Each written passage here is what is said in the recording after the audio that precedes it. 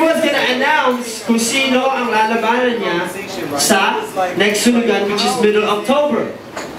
Na ako na magsasabi na pumayag siya na makalaban ng isa pang napakalupit. Let's bring him here too, because he's here today. Abram, take it away over here!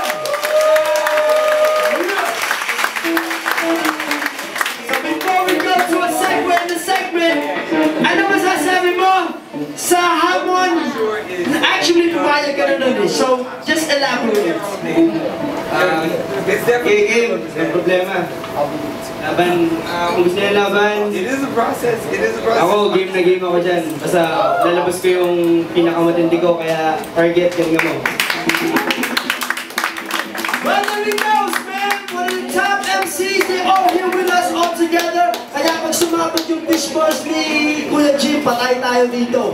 Sana sama-sama tayo kung mangyari mag-go.